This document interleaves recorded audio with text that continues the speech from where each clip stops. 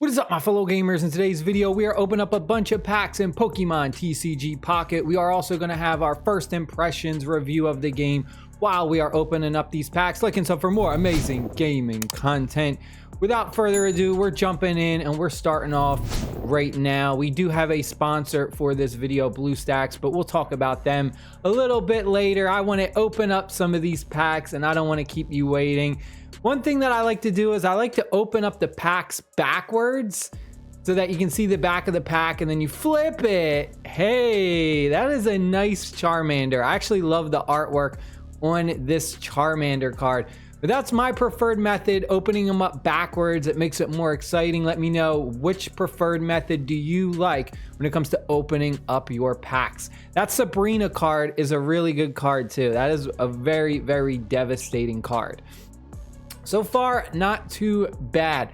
So this game is pretty cool. I've been enjoying it for the most part. You can definitely tell it is a mobile game because it has some, I don't want to say pay to win instances, but there is some mobile gaming tactics used in this to kind of incentivize you to spend money. Opening up packs is time gated. You can go ahead and use speed ups to speed up that time, but you know, it has those mobile gaming tactics to get people to spend money, but it's a good game. Hey, Executor. Some of these names I tend to say wrong. When I was a kid, I used to call him Executor, Eggman. I used to butcher these names, and I still butcher some of these names to this day. All right, my friends, I'm sorry to interrupt the pack opening, but before we go any further, we got to give a huge shout out to our sponsor for this video. We are playing Pokemon TCG Pocket on our PC with BlueStacks. Check this out. BlueStacks is an Android emulator that lets you play mobile games on your PC. BlueStacks uses the lowest amount of resources possible, allowing you to get smooth frame rates and high stability when playing mobile games on your PC, no matter whether you have a high-end PC or even a low-end PC. BlueStacks allows you to use mouse and keyboard while playing mobile games, along with full controller support with fully customizable key mapping on that controller. BlueStacks has one of the largest libraries with millions of different mobile games to play on your PC. Go ahead and download Pokemon TCG Pocket on BlueStacks right now. Download link in the description box and pinned comment. But this isn't like a full version of the actual trading card game. So this is what I would say is like a dumbed down version of like the actual like TCG game that you play in real life.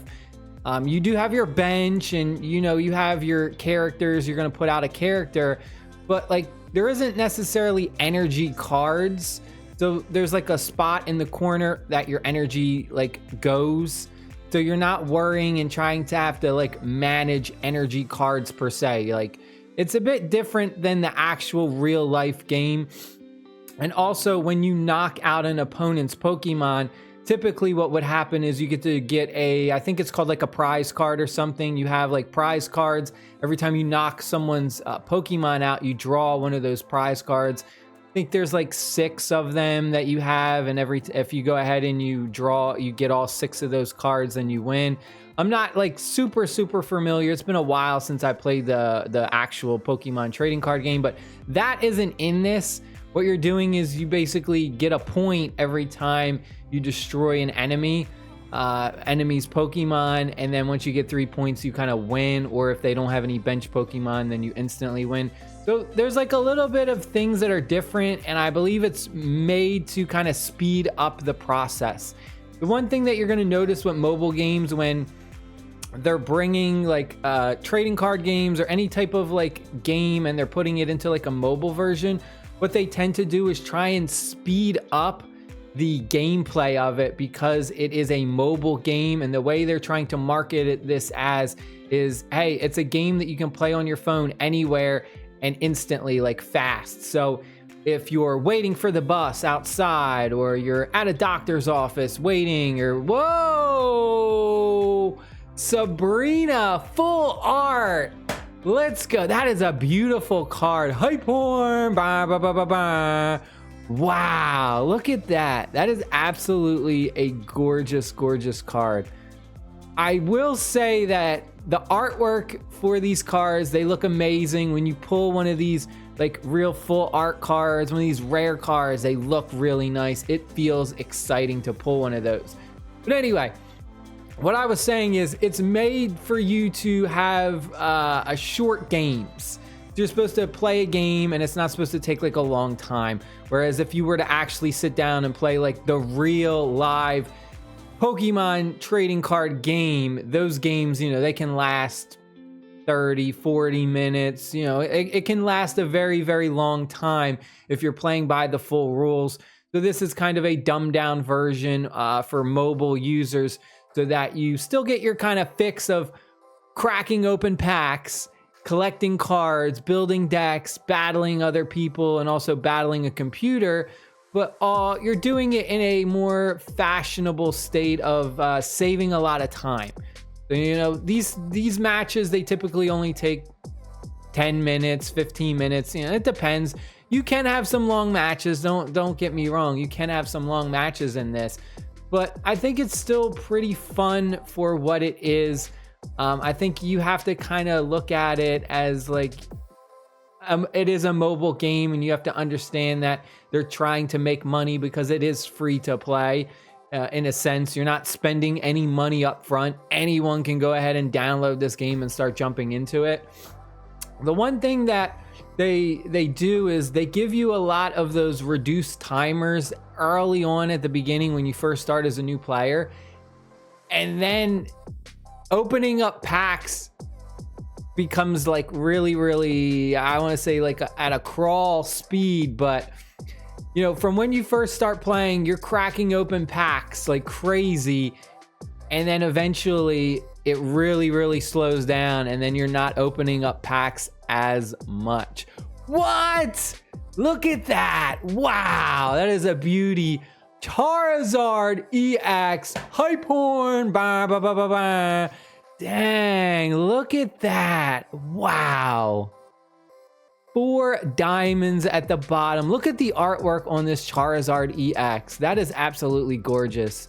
Ladies and gents, isn't this like this is a rare pull. Look at the shimmer on this bad boy.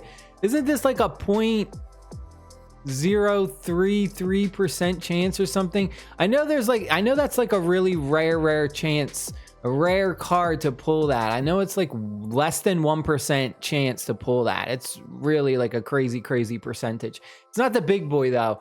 There is ones that I think there's like a Charizard EX one that I think is like 0.0000001 or something. It's some ridiculous percentage.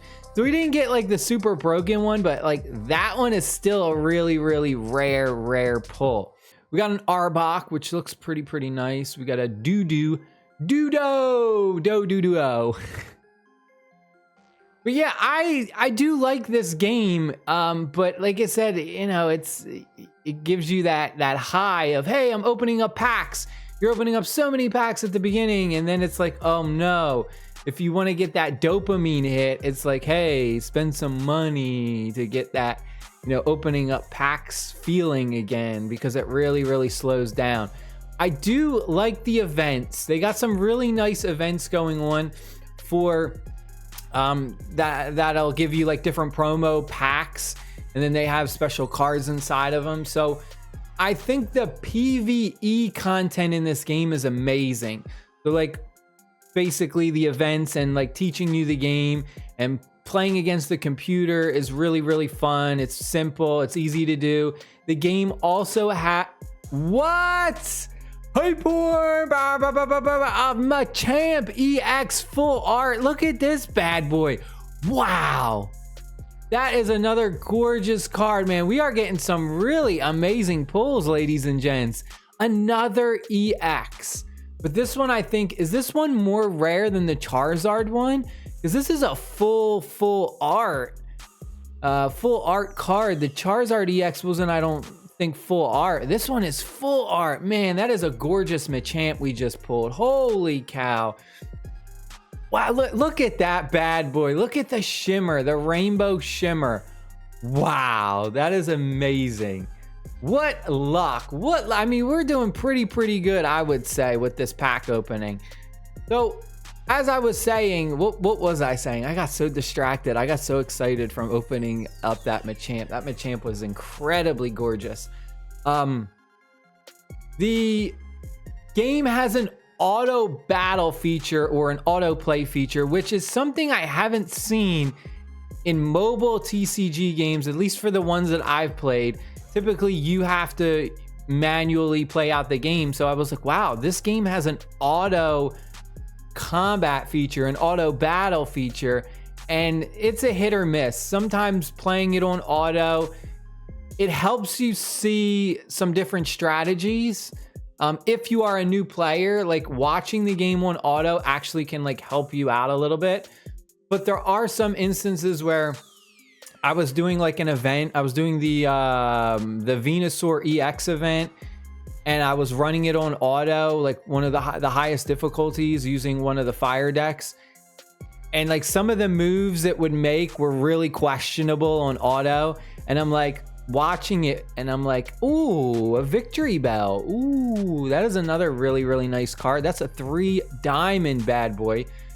I'm just sitting there watching the auto and I'm like, man, I don't know about some of these moves my computer is making.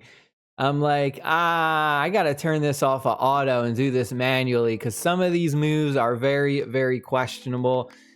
It makes grinding easier because some of these events are very grind heavy, and you know, having to sit there manually playing the game over and over, grinding for promo packs, it gets tiring. But for the most part, I think it's a pretty solid game.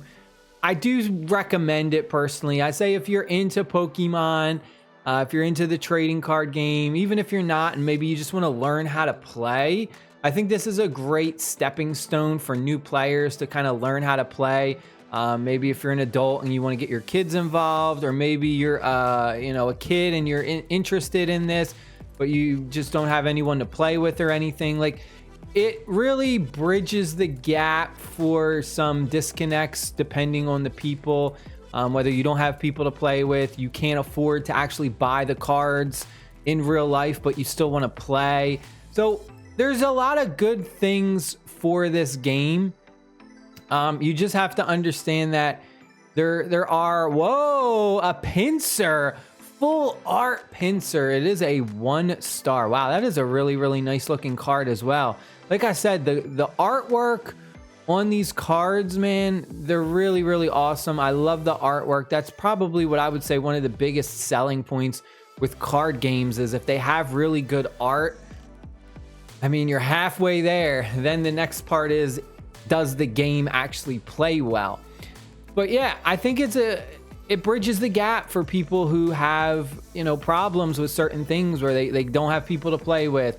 They don't have the money to actually buy the cards. So I like it, but you got to be careful because this game uses the mobile gaming tactics to get you to spend money. And if you're not careful, you could end up spending a ton of money on basically, it's virtual items that aren't even real. And it's like, I am just kind of like spending money on digital items. To me, I was kind of all for it many years ago when I first started mobile gaming. And as I've gotten older over the years, I kind of questioned it. And I'm to the point where this is like my first year, 2024, where I barely spent any money in mobile games. I think I spent maybe a total out of all the games we've played so far in 2020, since January 1st all the way now to November 30th, December 1st, I've spent maybe $5 or $10 at the most. I want to say in total, I've spent maybe $5 or $10. Like, definitely no more than $10 has been spent in all of the mobile games I've played. So most of the time I've been free to play in every game I've spent. Every game I've played, except for maybe the occasional like 99-cent pack here or there, or maybe I might have bought like a $5 pack once to get like an extra builder in a base building war game or something. But other than that, really, I've been free to play. Definitely no more than $10 spent this year. I just don't see it anymore. Like I used to actually be a pretty, I don't want to say a big spender, but a decent spending. I would spend like $1,000 a year in mobile games. Just throughout the year of all the different games I would play. I used to do that the last several years, and then I stopped this year.